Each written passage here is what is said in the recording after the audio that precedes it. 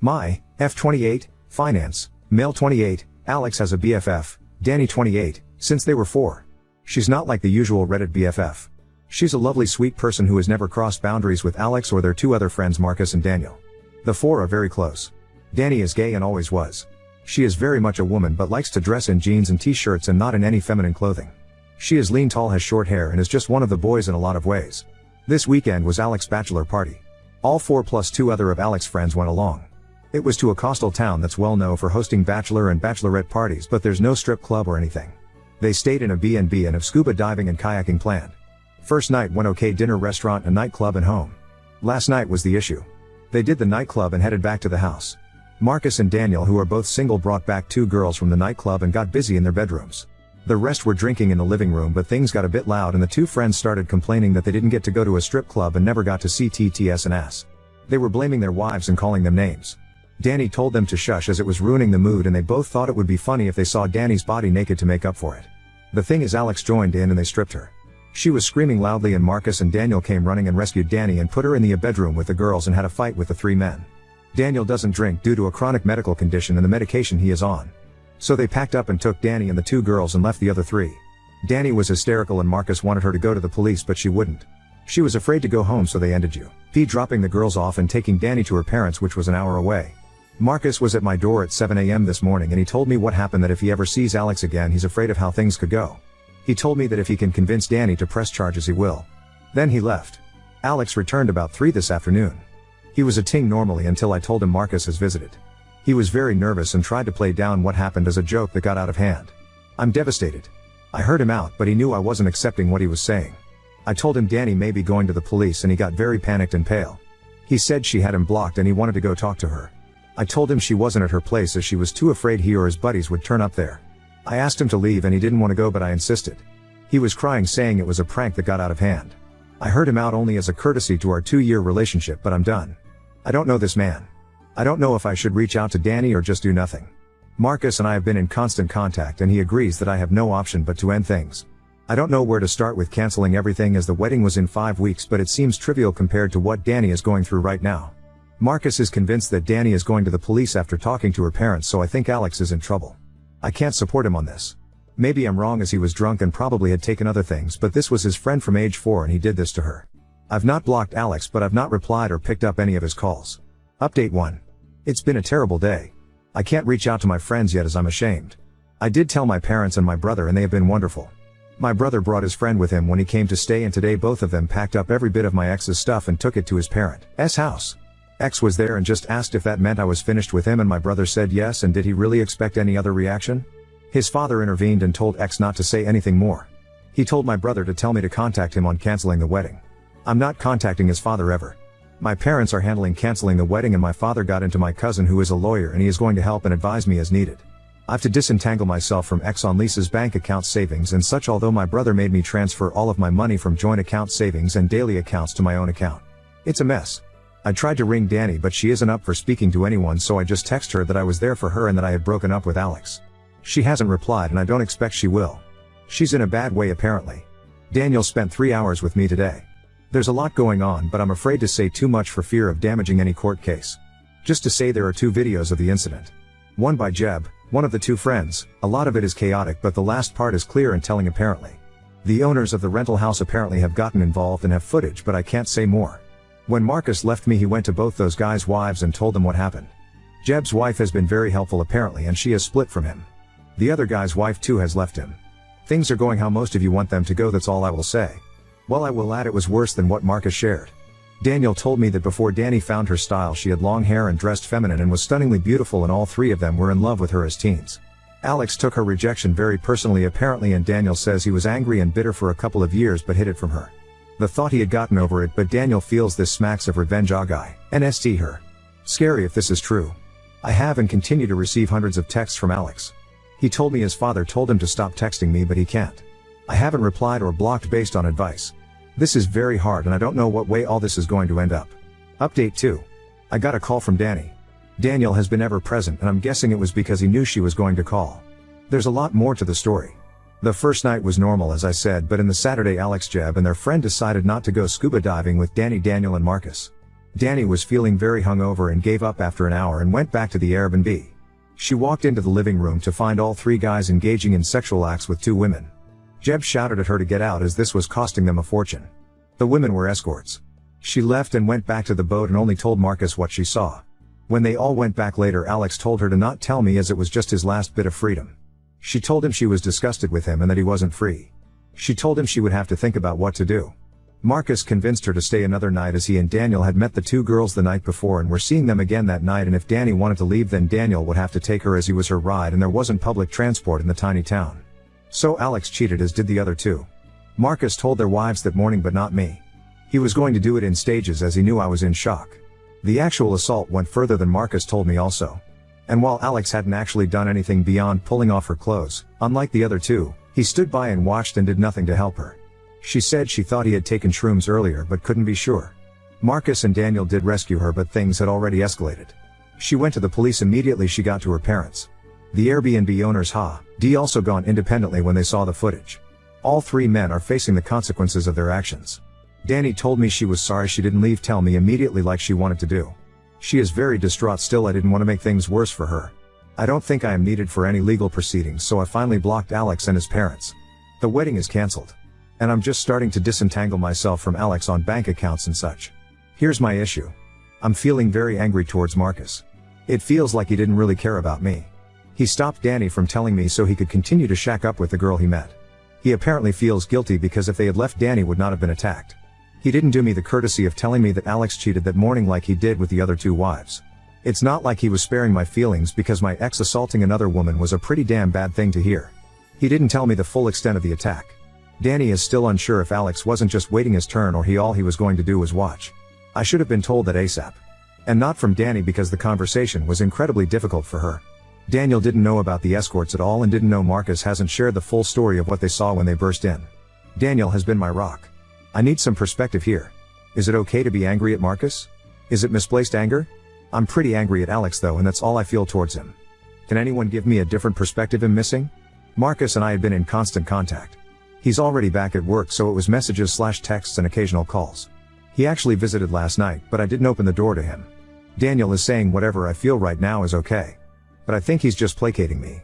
I don't know who to trust anymore. I don't have to have any more contact with Alex and think the case will move along without me. I'm thinking of telling Daniel that I need a break from him and Marcus and that group of friends. Danny and I have said we will stay in touch, but I can't see us being very close. My best friend, who I finally confided in, thinks I should just step away from them all now for good and try to move forward. My parents agree and think it's necessary for healing. My brother thinks Daniel has been nothing but great and I shouldn't cut him off. But they all seem to be a package deal, but without Alex now obviously. So I think it's probably all or nothing. What should I do? I don't want to be ungrateful, but a clean break feels right. Update 3. First of all, Danny and I have bonded. She and I talk every day and message constantly. I didn't expect that, but it's truly wonderful. She says she needs a good straight friend right now, JK, and honestly she is a great person and has been a huge support to me despite what she has been going through. I told her I posted here as I felt guilty as to tell my story I had to tell hers. She was okay with it. She is thinking of waiving her right to anonymity when the trial comes, as she wants everyone to know she was raped and by who. Danny has quit her job, moved to her parents full-time and is in therapy. She's just about okay. Surviving still rather than living, but she is so strong and amazing. Justice moves slowly here, so there isn't too much of an update on the legal process. Marcus was told, however, he would not face charges for assault for attacking the two actively attacking Danny. I went back to work and it was awful. I work for a tiny startup. Oscar, who works there, is friendly with Marcus and my brother. We are all into martial arts and attend the same dojo. So I'm getting a lot pity. I'd have been okay with sympathy or empathy, but being pitied sucks. Still, it's better than being home all day doing nothing. Daniel gave me space as I asked, and he is truly a good guy. There is nothing romantic there at all though.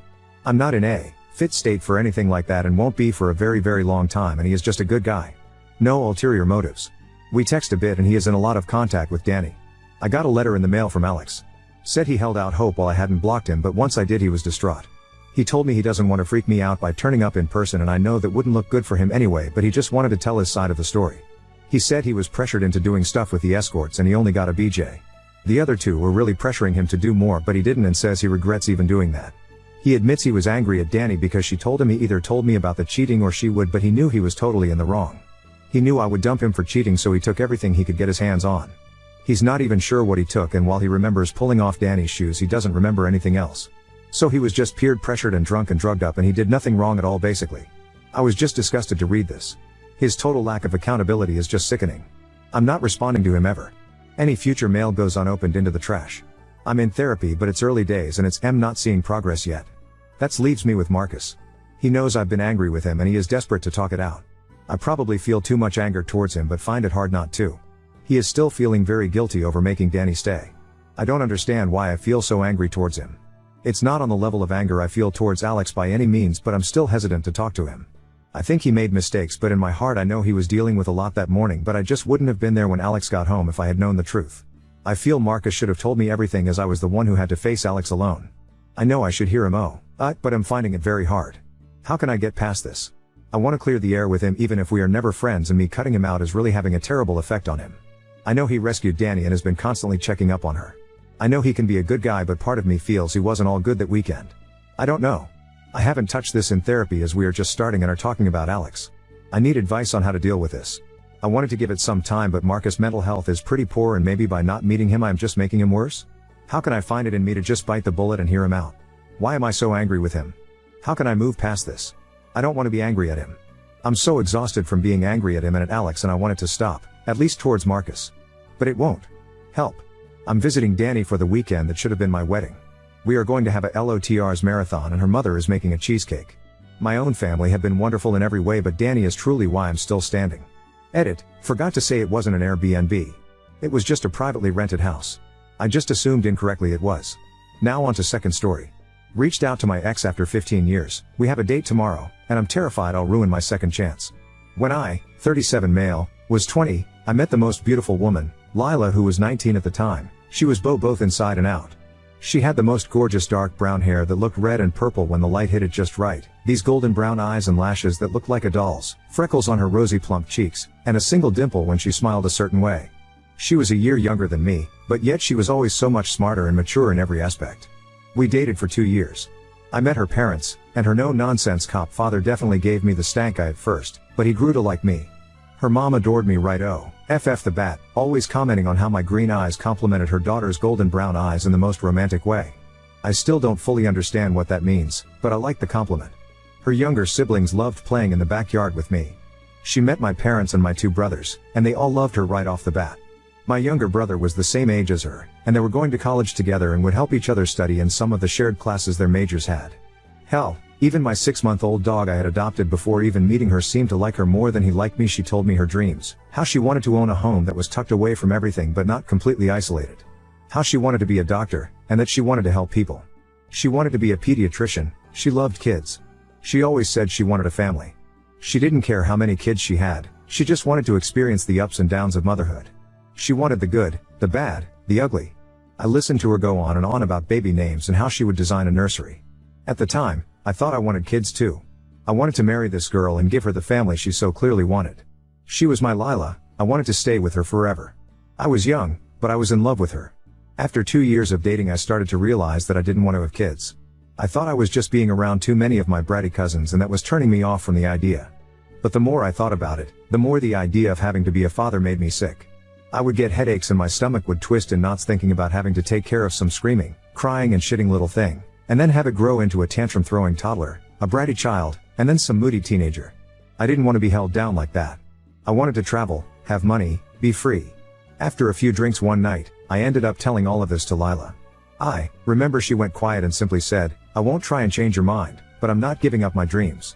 I remember scoffing and rolling my eyes, telling her that we weren't going to have kids. She stood up from the couch, and said, "You might not want that anymore, but I still do. I'm not going to try and force either one of our minds to change, then one of us will end up miserable." I realized she was breaking up with me, and even though she was so calm and mature about it, I remember feeling so angry. She was walking around the apartment gathering her things and being completely silent. I kept arguing with her, trying to change her mind. I kept telling her that it was stupid to want kids, that they were annoying and a waste of time. When she still didn't budge, I started to insult her. I said she was stupid, that she was a weak woman for wanting to be a mom, that she should just give up on being a doctor so she could push out her brats. Lila finally started to respond to me, telling me to calm down, that we simply wanted different things in life and that was okay. I hated her in that moment, that she wasn't agreeing with me. I remember punching the wall of our apartment, kicking a door, throwing anything I could get my hands on. She watched me wreck our living room and kitchen, not saying a word. She walked past me and left. This whole thing happened over a few hours. In less than a day I lost the love of my life, and my apartment was now trashed. Of course, news of why we broke up and my reaction to it reached my family. My mom cried hearing how I reacted. My dad gave me the coldest look I'd ever seen. My brothers both said I was an idiot, with my younger brother saying I was lucky Lila hadn't called the cops on me during that. That was 15 years ago. I've tried to have relationships since, but they never lasted more than a few weeks. I travel around for work, but now I'm back in the same town Lila lives in. Lila got married, got her doctorate, had kids, and is still a pediatrician last I heard. I know my younger brother still kept some contact with her in the first few years after the breakup. He even invited her to his wedding, but she declined because she didn't want to cause drama. I'm back in her town, the town we both grew up in, dated in, lived in, and where she currently lives. I can't stop thinking about her. I miss her so much right now. I miss her sweet perfume that smelled like a bakery, her strawberry shampoo, the way her hair looks in the light. She's 36 now, and I want to reach out to her and make amends with her. I want to hold and hug her one last time, to tell her I love her and I'm sorry. I don't know if that's a good idea, but a part of me needs closure. I don't know what to do. I want to sweep her off her feet and have her be my love again, but I don't know if that ship has sailed already. I recently reached out to an ex-girlfriend of mine to see about meeting up and catching up on life. I didn't expect her to respond to me, as we ended on bad terms. She responded, we ended up messaging for a while and did some catching up. I finally asked her if she'd be willing to see me in person, and said she'd be willing to meet up with me. I'm over the moon, but I'm also nervous about going on a date with her. She's 36 and I'm 37, and our last time being on dates with one another was close to 15 years ago. Our date is tomorrow evening after she gets off work. I'm scared I'll mess things up again. I already feel like she's being too generous with me by even agreeing to speak to me again, let alone see me in person, but I'll take any chance I can to try and make things right with her. I can't shake this horrible feeling in the back of my throat that I'll mess something up, that I'll just end up more heartbroken than before. That I'll come on too strong and she won't want to see me ever again. I've bought her favorite flowers for her, I've already made sure to start re-wearing her favorite cologne of mine all those years ago. I've been practicing what I need and what I want to say to her. I have no idea how this date's going to go, but I just need to type out these feelings of nervousness I have. Update 1. I reached out to Lila. I had to. I know a lot of people wanted me to never contact her again, despite how I wanted to make amends with her. So I reached out to her, and she responded and we chatted back and forth a bit. After a bit of this, I asked her if she wanted to meet up, and basically let her set all the ground rules. She agreed, and 3 days ago we went out on a date. She is just as beautiful as she was when we were together. Her figure filled out, and she finally lost the baby fat on her face, but she was still the same woman I fell in love with all those years ago. We sat down and talked. I didn't want to talk much about myself, but she asked about my life so I had to. She asked about my job, my family, how I'd been. Typical catching up stuff. I'll admit I was zoned out for most of this, and I was operating on autopilot to keep my nerves from taking over. I just wanted to grab her and hold her, kiss her, make her mine against. I don't think I realized just how much I missed her until she was right in front of me. Finally, when she was done asking about me, I finally got to ask about her and how she's been. She got married 11 years ago, so 4 years after our breakup. She has 2 daughters, an 8-year-old and a 6-year-old. I saw how happy she was when she talked about them, and I couldn't help but feel jealous and guilty. I should have been the one to have children with her, but I was stupid and now she had kids with someone that wasn't me. I asked about her husband, and turns out she's a widow. He died 7 years ago while she was pregnant with her youngest. It was unexpected, according to her, but that she's done her best to move on and hold herself together and appear unaffected by it all for her daughters. I asked her if she was seeing anyone, and she sighed, no. I asked her if she ever thought about me after our breakup, and she got vague with her answers. I told her she could tell me blunt what she was thinking. Lila said that she was very depressed after our breakup. She had built a future of us in her head, and she felt like I broke it on a whim with no warning. She said she lost her first real relationship and all the dreams she had with me when we broke up. She admitted that she had been so attached and in love with me that for a while she almost tried to convince herself that she didn't want kids, but no matter what she did she couldn't stop herself from wanting to be a mom, and she knew that if she gave that up voluntarily she would be miserable for the rest of her life. I asked her if I scared her that night, if she felt threatened by me at all. She said the yelling overwhelmed her, and while the commotion frightened her, she wouldn't say she feared for her safety or life, so that gave me hope. I apologized to her about how we broke up, and told her I had regretted everything I did and said that night. She said she had moved on and forgiven me years ago. She always was a very forgiving and kind person, part of the reason I fell in love with her in the first place. I asked her if she was willing to give me another chance and let me back in her life. She was hesitant, and got quiet for a moment. I could feel myself panicking when that happened. She said that she didn't mind me being in her life, but that I'd have to regain her trust in order for her to consider even trying to date me. I was disappointed, frustrated, and very disheartened, but I knew if I came on too strong she'd turn me away completely. I told her I'd be happy to be in her life any way that I can, and that with her permission I'd be working to prove I deserved a second chance at romance. I'm happy to have Lila semi back in my life, and I'm going to work on proving to her that we should get back together. I hope that we can have the family and life she always talked to me about. I know there's still time, but the clock is ticking on it.